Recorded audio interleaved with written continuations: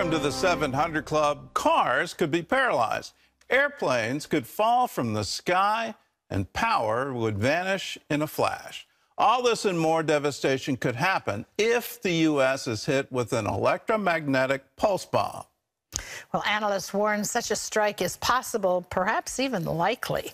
Gary Lane explains what these attacks are and how the U.S. should be preparing for them. An electromagnetic pulse bomb, or EMP, is a nuclear weapon designed to explode high up in the atmosphere and knock out a country's electrical power grid. Hits the Earth's surface, feeds into our electrical wiring, it starts shorting out the entire power grid. If they launch 3 missiles, eastern, central, western United States, it would shut our grid down permanently. Historian Dr. William Forstchen is a New York Times best-selling author and expert on EMPs. His new novel is 5 Years After, a political thriller about the aftermath of such an attack.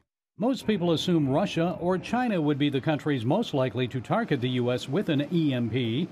However, Forstchen believes North Korea is the more likely culprit. Nuclear weapons expert the late Peter Pry agreed. 5 years before his death in 2022, Pry warned that Kim Jong-un's launch of a high-altitude ballistic missile was a test of North Korea's EMP capabilities against the United States. The Japanese and South Korean military both described it as practicing for an EMP attack because it was burst on ascent deliberately by the North Koreans when it was at an altitude of about 71 kilometers. The higher the altitude of the missile, the wider the area of destruction. Pry explained how it would devastate an unprepared United States of America. Cars would be paralyzed. Airplanes could fall out of the sky. You'd have natural gas pipeline explosions, nuclear reactor overloads. And worst of all, if you had a protracted blackout, it would be a serious threat to the survival of the American people. No electricity means no pumps to provide enough water needed to irrigate and grow crops. And since America only has a 30-day reserve food supply, 90% of the population would likely die within 1 to 2 years of the EMP attack. So what can be done to protect the nation? Recent legislation sets aside $13 billion to upgrade the U.S. energy grid. But finding the needed replacement parts may be difficult. All those spare parts we need, the big transformers, where do you think they're made? China. We farmed out all the components of our electrical grid decades ago. Forstchen says history proves that societies always use the weapons they develop. He warns the United States cannot sit back and assume an EMP attack will never happen. Why do you think this is likely even imminent? Sooner or later, somebody's going to try to do this. I'm not saying it's going to happen tomorrow, but at some point it will happen. Gary Lane, CBN News. Well, these are things that are literally straight out of science fiction movies or terrorist attack movies, and when you see that it would be absolutely devastating, you just wonder. I grew up in the nuclear age. I remember taking the drills in grammar school where we all get underneath the desk, and then had a chemistry teacher in high school say, if there's ever a nuclear attack, run outside and try to catch it, because you don't want to be alive after it's all done. It will be absolutely devastating. With that, we've seen that this mutually assured destruction, we haven't seen a detonation in wartime since World War II and the 2 bombs that were on Japan. Hopefully, we can trust one another that we wouldn't use this kind of technology. Because in this mutually assured destruction, if the entire economy of the United States goes under, well, then everybody's going to go with it. In other news, tens of millions of Americans are facing severe weather, everything from extreme heat to flash floods. John Jessup has that story and more from our CBN News Bureau in Washington. John? Thanks, Gordon. And the heat has been brutal in some areas, well over 100 to even 110 degrees for weeks. Along with that have come the storms bringing those flash floods. And as if that wasn't enough, tornadoes striking America's heartland. CBN's Brody Carter has this look at the dangerous weather hitting so much of the country. No way! Cleanup underway after at least 11 confirmed tornado touchdowns reported throughout Chicagoland Wednesday caught locals by surprise, leaving cars smashed and parking lots littered with debris.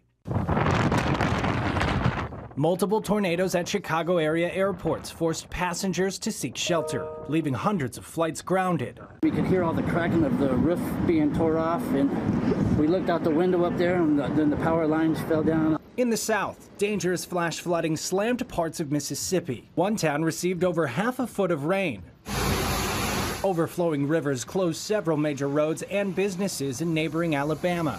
All hands on deck to get sandbags made to save the store. Vermont is asking President Biden for disaster relief after historic flooding swept through the state Monday and Tuesday, with more strong storms and up to 4 more inches of rain this weekend.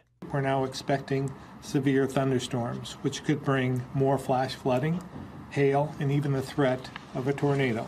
At least one person is dead from Vermont's flooding. The public is being asked to stay out of rivers and streams as floodwaters recede. It's filled with chemicals, oil, waste, and more. It's simply not safe. But America's top weather killer is not tornadoes, flooding, lightning, or even hurricanes. It wouldn't be so bad if it wasn't so humid. It's the heat, which claims the lives of more than 150 Americans on average each year. The expanding heat waves in recent weeks have prompted alerts for 115 million people in 15 states, from Florida to California. Manual laborers in North Carolina have changed their work schedules to try and beat the heat.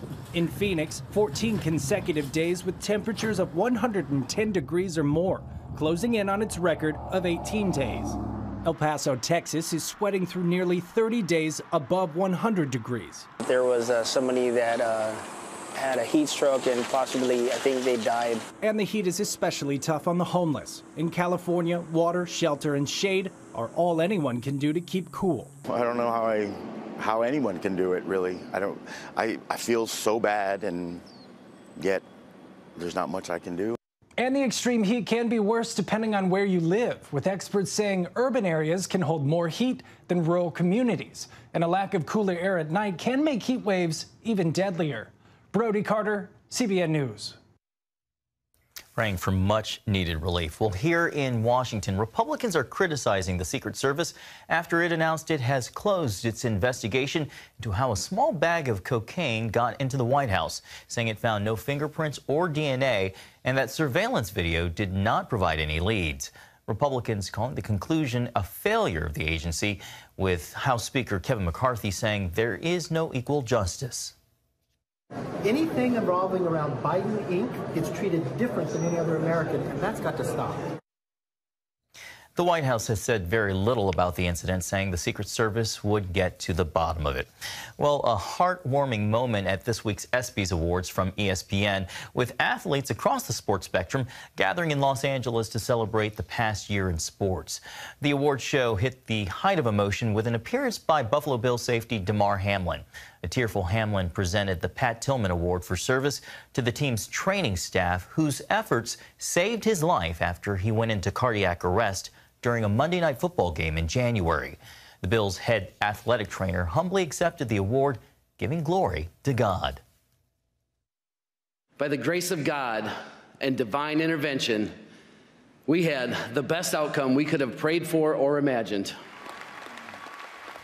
Hamlin called the medical staff his heroes, saying they're bonded for life. Gordon, I'm just still struck and in awe of this young man's testimony. What happened on that field was absolutely devastating. I was watching that game, and the NFL became the National Faith League, where people were praying. They were praying on the field. They were praying in the stands. I was praying at home. Announcers were praying live on air, and it's wonderful the prayers got answered. The medical community did their part, God did his part, and we're seeing it today. It's wonderful, and it's a wonderful testimony and a wonderful thing that God has done.